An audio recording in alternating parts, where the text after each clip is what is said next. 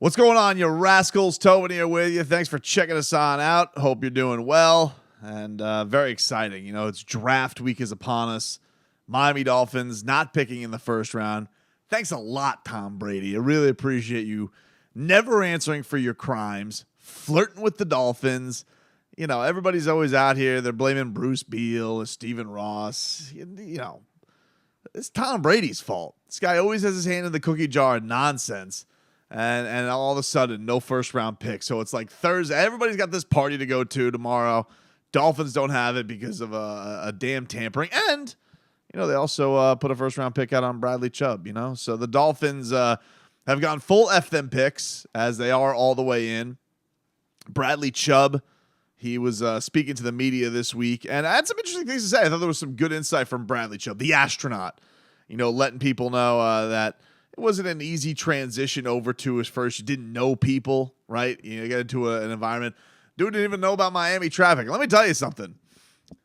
He doesn't even know about Miami traffic because that dude goes to Miami Gardens where, look, it can be dicey depending on how far east you are, having to come west. But, like, he's still in that sweet spot of you can hop on that turnpike. If he's not coming from south, if he's coming from north, I don't know where Bradley Chubb bought real estate. I am not privy to that, nor Vic Fangio.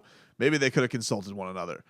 You know, he's still not in the danger zone. I got to tell you, dude, you know, this traffic in Miami, believe it or not, even though driving to Miami for work for the last, 15 years. What is it? Yeah. And I never really got a full grasp of that because I was doing morning drive radio. And doing middays from 10 a.m. to 2 p.m. where you guys can watch Tobin and Leroy on the 560 WQM YouTube channel. Hope you all tune in. Watching that, you know, being a part of that, trying to get off the turnpike, which is the only way to go, just depending on where I live. Like, it's my best option. I've heard all of your wagging there's Leroy yells at me every day, you know, do this way, do that way. I've done the other ways. There may be ways that feel less traffic, but actually mathematically it's the same. It's just dealing with the psychotics of getting off of the turnpike at that dreaded Golden Glades. Either way, Bradley Chubb learning that Miami had bad traffic was pretty hilarious to me because there's never been more people down here. It's cluttered. Everybody moved down here over the last couple of years. It's why, you know, Dana White seems to think that this city just became beautiful 2 years ago at the UFC.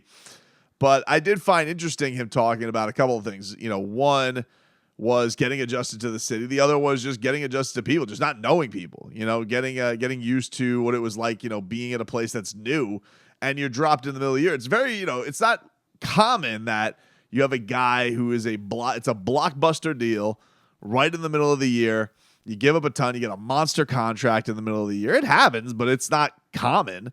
You know, typically it's like Tyreek Hill. You come in the off season and you have time to adjust, and Tyreek Hill already lived down here anyway, and so it is new. And so I hope that comfort level does help Bradley Chubb and everything that he's going to bring to the table. Certainly the other thing that's going to help is having Fangs here, right? Like being part of the Vic Fangio defense already, being one of the proteges of the Vic Fangio defense and already knowing what to do, and the player and the coach knowing him and how he's going to work off of a great pass rusher in Jalen Phillips. And I mean, who knows what Emmanuel Ogbah is going to bring to the table. I feel like, you know, what a big deal it was to sign Emmanuel Ogbah last year, and now it's like it's not even like on the top of your dome that he's here, and it was like one of the most important retentions last year when it came to the Dolphins. Like, oh yes, kept talking about it. So it is interesting. You know, they did this defense feels like it has a lot of the tools to succeed, dude. It does. It feels like it's got, you know, the star-studded addition in Jalen Ramsey.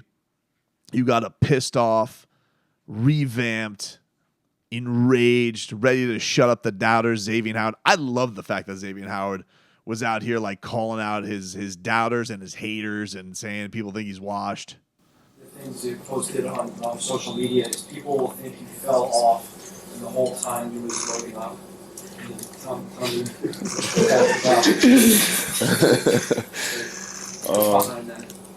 You know, just seeing people saying I'm washed, I'm getting older and stuff like that. You know, just a little bit of motivation. You know, You know, people gonna say this and say that.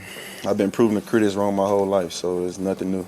I like it, man. I like the fact that Xavier Howard is pissed off about something other than his money. You know, like it feels like the only time we've ever heard Xavier Howard truly pissed off about anything is like when he's felt like his contract has been not up to snuff, and we thought maybe his Dolphins career was over. But as far as like actual play, guy's been at the top of his game for a while. You know, there's not a lot of people who have said, "Oh, this guy's not going to do nothing. He's not going to be nothing." So if you look, like it's got the guys, you know, who are coming in, who everybody thinks are rock solid. It's got a couple of guys who are looking to show that they still got something in the tank. Xavier, Bradley Chubb is really just showing like, hey, can I fit in the right way now? Agba coming back from the injuries that do. So you also got a couple of guys that, you know, you do need to bounce back and be in the right way. But Bradley Chubb knowing the defense, being a little bit more comfortable, on top of you feel like his other main pass rushing mate in Jalen Phillips, who we referred to as a freak yesterday, which was Goosey's. You feel like they got all of the right stuff to come together. But the thing that really was a delight was him saying that he wanted to sack Aaron Rodgers. That, to me, out of anything yesterday, I was like, now we're talking Chubba Dub Dub.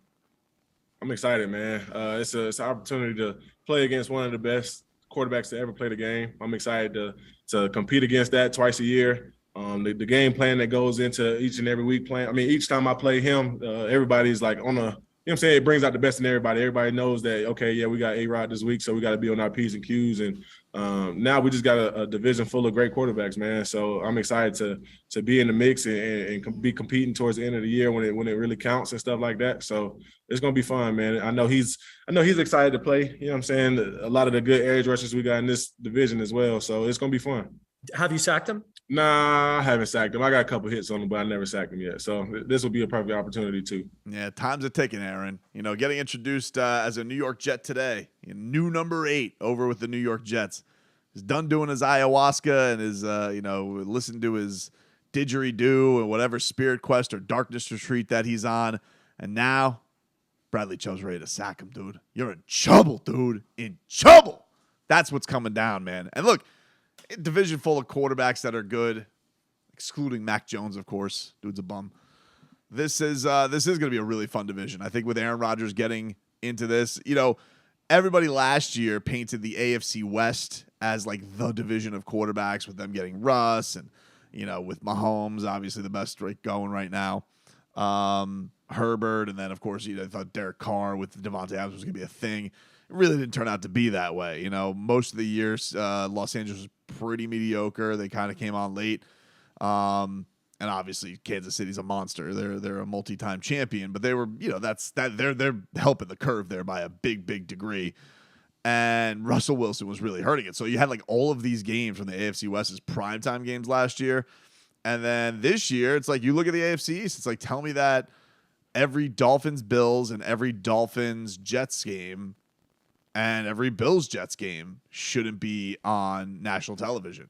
I mean, like, they won't. I mean, they all won't be, but give me an argument for them for not being all on national television. And I would say, yeah, bar none, I would say it's the best division right now, for sure. Because you look at South, I mean, that's not it. Titans, Texans, Colts, all kind of in disarray. Jaguars, of course, seem like they got some stuff coming together. But the rest of that division, And then even the North, you know, you got the questions with Lamar Jackson. Are the Steelers? The Steelers are always going to be their respectable Steelers self, but like, are you excited about watching them? You know, that's kind of that's a Bengals show for sure, with a side of what the hell are the Browns going to be? What is Deshaun Watson going to do in their second year? So, yeah, I feel like the Dolphins in this stacked conference, the Dolphins are in the best division, even with those bum-ass New England Patriots still being there, and that Mac Jones, who they don't even seem to want anymore. You know, somehow this soulless devil coaching, Bill Belichick, still seems to make their record look pretty decent, even with you know, some very questionable decisions since Tom Brady has left. And why doesn't Tom Brady go bother them? I don't understand why Tom Brady keeps bothering Tua at conferences. It's like, you know, you never know. I have a lot of friends in the Dolphins. Don't you have more friends in New England? Like, go bother them. Go steal Mac Jones's job. I don't understand what this is going on. either way, wherever it lands, I hope that Bradley Chubb ends up sacking Josh Allen, Aaron Rodgers, Mac Jones, Billy Zappi, whoever the Patriots got out there. I hope he ends up doing it a whole hell of a lot.